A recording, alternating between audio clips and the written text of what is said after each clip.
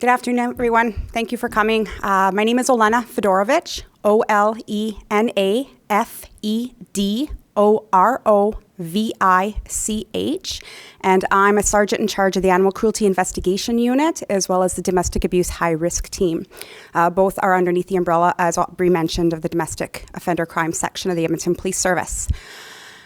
The Animal Cruelty Investigation Unit is a very unique investigative unit. It's the first of its kind in Canada. We're very lucky to have a service that supports this type of investigation.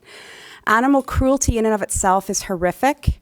We're talking about intentional harm, malicious harm of animals, of living, breathing beings that have feelings. But in addition to that, we have to really be cognizant of what we deem the violence link. And that is the correlation between animal cruelty and human violence. When I speak of human violence, I'm talking about sexual assault, child abuse, intimate partner violence, senior abuse, and other types of violent crimes that humans can commit. When I say they're correlated, or we have a link between them, what I mean by that is very often, if we're investigating incidents of animal cruelty, we find that there's been human violence associated as well. Or the relationship also goes vice versa. If we're investigating an incident of human violence, we find that there's animal cruelty involved, or the animal cruelty is used as a tool to commit the violence. That's why we have a dedicated team. The constables who created this unit observed this link happening within Edmonton. Given the prevalence of these offenses within Edmonton and the violence link, the Edmonton Police Service agreed that we needed a dedicated team to investigate these offenses. And that includes the two that you have already been notified about.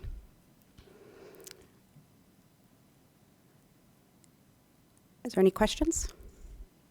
I guess just on the case with the cat, can you confirm, was it a crossbow arrow, and do you think that the cat was actually shot? We don't know enough yet. We know that when the cat returned home, it had a large arrow penetrating its lower back.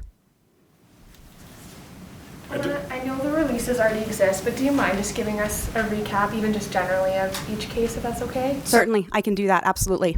So the first case we'll talk about, since it's already been brought up, is Milo.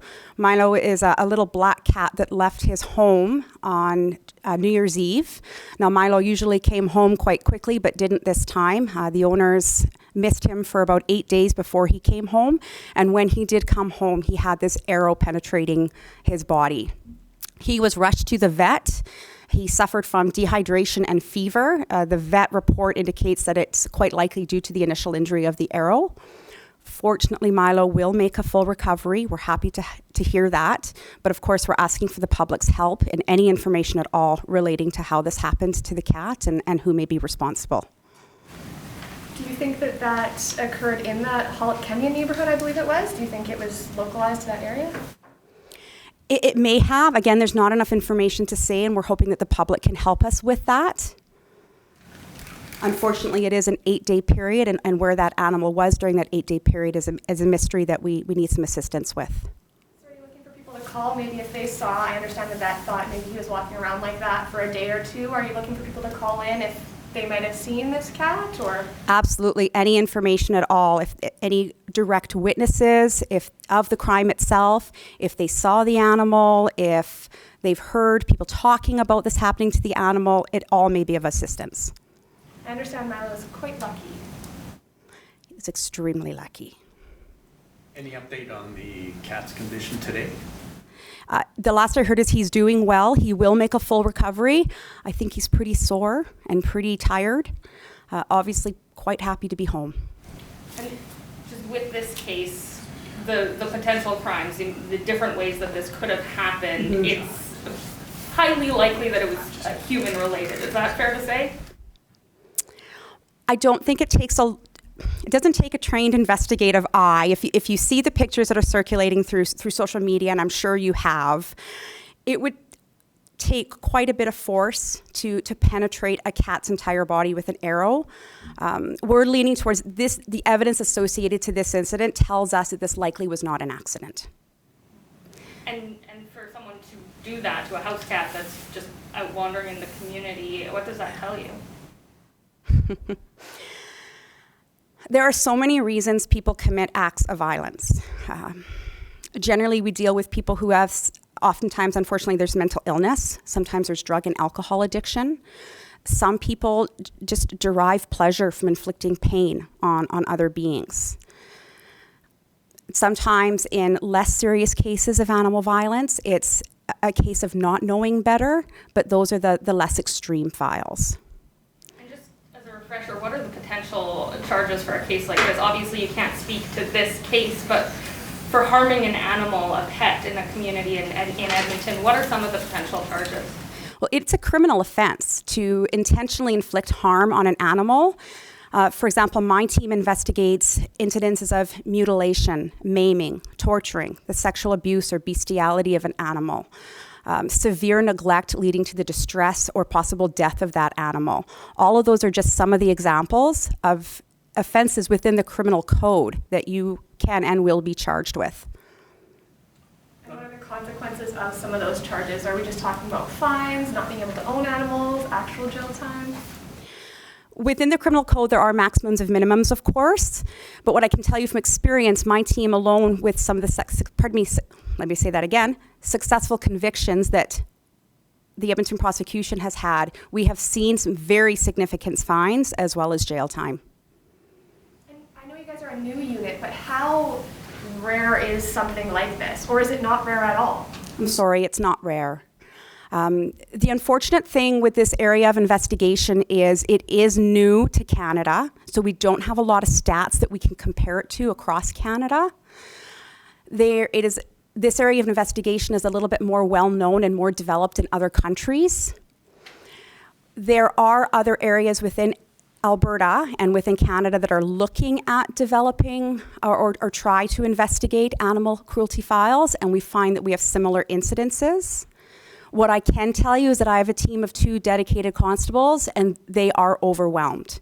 We rely on patrol constables that we call animal cruelty liaisons that have some training. We rely on them to help us with the less serious incidences so that my team can handle the more complex files. Not too long before this Milo incident, there was another incident of a cat being stomped by a group of teens. Any update on that investigation? Yes, so that was the cat that was stomped and kicked to death. We do know that it involved a group of young males who photographed or videotaped themselves with the animal. We have witnesses that saw the event and observed the animals get onto an ETS bus. So we're following a few leads in relation to the video and those witness statements. No suspects or charges have been laid yet on that? Not that I can say at this time. Sorry, I just want to check. You said the animals got onto the bus, you meant the youth. I'm sorry, what was the question? You had said that the animals were observed getting onto the bus, but you meant the youth, right? No, I'm sorry. The youth were observed getting onto the bus. Unfortunately, that animal succumbed to its injuries. In terms of the importance within the system of catching cases like this, because we do know there is a link, a correlation that you see between crimes against animals and crimes against humans, what's the importance of solving these cases? These particular cases? Well, again, these investigations are in their infancy. We don't know the dynamics behind this happening. We know from studying the violence link that oftentimes when there's animal abuse involved, it is a form of coercive control and intimate partner violence offenses. So, for example, an abuser may say, I'm going to kill the cat if you don't do this, or if you do this. And unfortunately, that's not a threat, it's a reality. We don't know the background of these incidences, and that's what we're looking to find. Somebody knows these animals, somebody knows where these animals came from, somebody may have seen what happened to these animals, and it can help us identify how these injuries occurred and who's responsible. Can you give us a recap of the dog that's observed on video Christmas Day? Certainly. So on December 26th, some residents in the neighborhood of 36A Avenue and 28th A Street found a deceased dog in the snow in Kitletts Park. Police responded and found a deceased dog with its paws bound together. Video evidence after canvassing the neighborhood revealed a video of an unknown person in dark clothing dragging the animal, we believe to be deceased at the time, across 28th A Street towards the park and leaving the animal. That person then runs towards the area from which he or she came, and a few seconds later, a dark Nissan Altima is observed on the video leaving the scene. So we're looking for information on that person and vehicle of interest, certainly to help us understand what happened to this animal. It says in the release that there was violence against the dog. How do you guys know that there was violence? Like, obviously you said dragged, it's an indignity to the body, but when the dog was alive, is there any evidence that you guys have that there was violence towards? Some of that evidence I can't talk about right now, and we are waiting for the results of a necropsy, or in other words, an autopsy on an animal. What I can tell you is the condition of the animal and the officers found it led the officers to believe that there's something very, very suspicious about this. When the dog was being dragged, it was indeed deceased. We believe so. Can you also talk about, is there an increased instance of these types of animal abuses over the holidays, these two cases just by chance? Or? I don't have stats for you.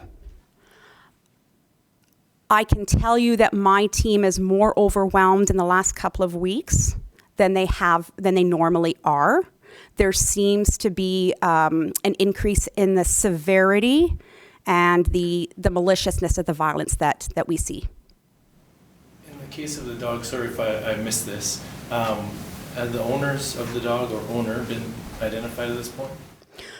No, we have not yet, and that's one of the things that we're looking for assistance with. Somebody knows this dog, and those pictures are circulating throughout social media, and I'm sure somebody knows the owners, and we need to find them.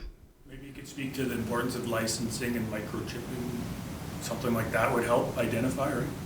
Oh, absolutely. When animals are licensed and microchipped, it certainly helps investigative efforts to locate the animal or where the animal belongs. Absolutely, I would encourage everybody to have their animal licensed and microchipped.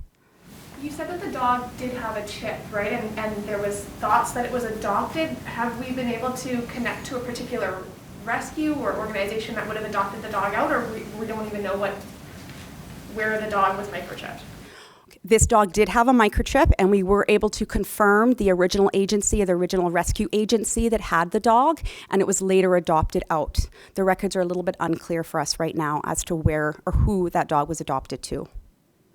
But you guys can't share what agency? I don't have that information right now. Perhaps afterwards I can locate that for you. How many members are in your unit, and how long have you been in operation? Okay. So the Animal Cruelty Investigation Unit is a 2-member unit, two full-time constables. I'm their supervisor, so we could say it's a 3-member unit.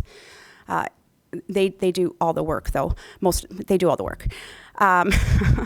And because it is such a small unit, we rely on a team of animal cruelty liaisons, which are patrol members with a little bit of additional training and an interest in animal cruelty files.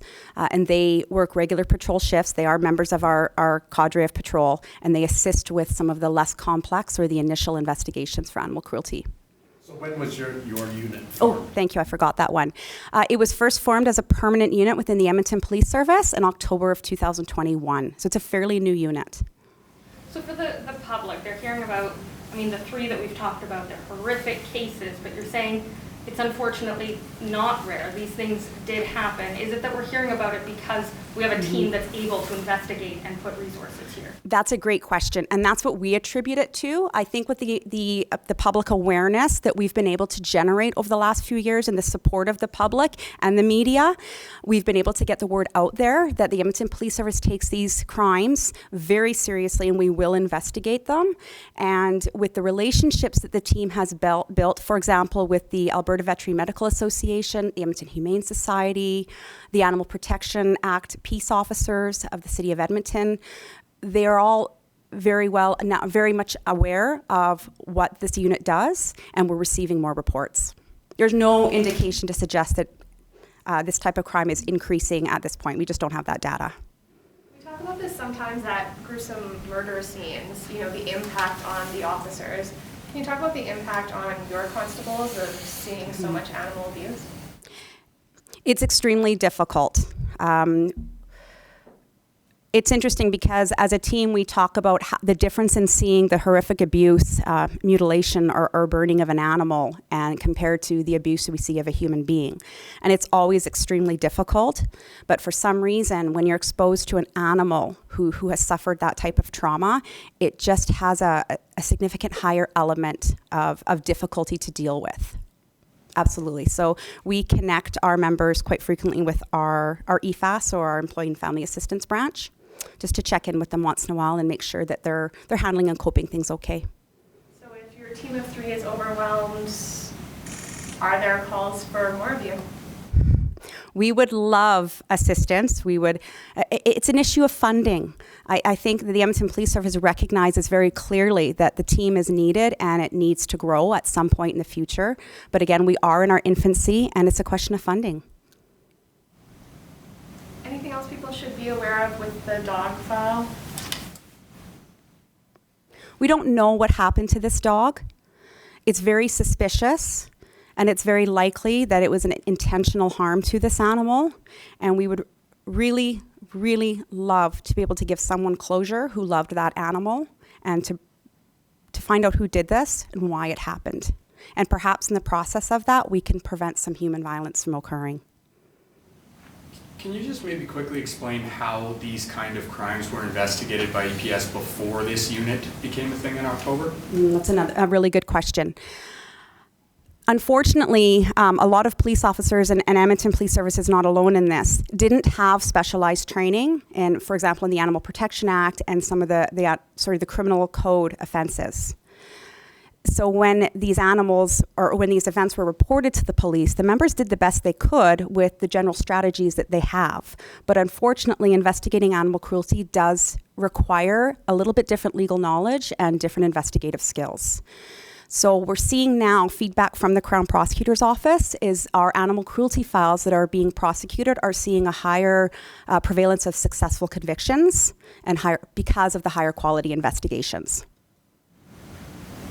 Does anybody have any final questions? Do you guys have a nickname for the dog? I don't know if that's something you do. We don't know its real name, if there's an unofficial name going around. We don't. Well, sweetheart. Apologies, just because we may have missed it off the top, maybe we get your name and spelling and title. Certainly. So I'm Sergeant Olena Fedorovich, OLENA